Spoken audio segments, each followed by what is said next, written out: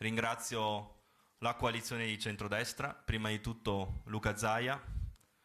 ringrazio Matteo Salvini, Giorgia Meloni, Antonio Tajani, Antonio De Poli, Maurizio Lupi e tutta la coalizione di centrodestra.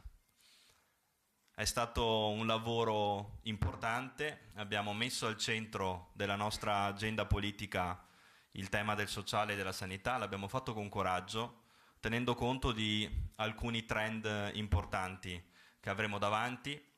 e abbiamo fatto sì che questi temi diventassero la parte centrale della nostra agenda amministrativa e del nostro programma amministrativo.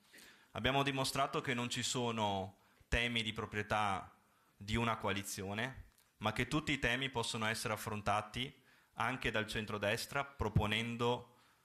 delle iniziative concrete. L'abbiamo fatto sul sociale, l'abbiamo fatto sulla sanità, l'abbiamo fatto sull'ambiente, l'abbiamo fatto sul lavoro proponendo una forte integrazione degli istituti di formazione professionale e tecnica con il mondo delle imprese, l'abbiamo fatto sulle infrastrutture, abbiamo lanciato un programma coraggioso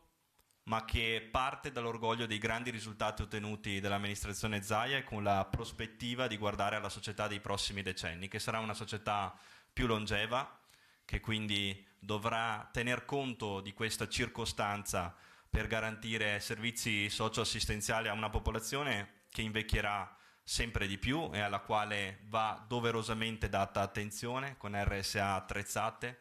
con quartieri inclusivi, villaggi inclusivi, con dei servizi socioassistenziali e territoriali a portata di mano, dei servizi per la prima infanzia, servizi educativi. Ci siamo soffermati molto su questi aspetti e ne sono orgoglioso. Siamo orgogliosi di averlo fatto perché sono i temi che interessano ai veneti e sono i temi che abbiamo posto al centro della nostra agenda politica. Abbiamo parlato molto anche di imprese, con un tavolo antiburocrazia. Una delle prime misure che adotteremo, oltre a istituire un assessorato al sociale, è quello di creare un tavolo di contrasto alla burocrazia per quanto riguarda appunto gli aspetti di carattere regionale, che ponga attorno a un tavolo tutte le associazioni di categoria, le imprese, gli operatori economici.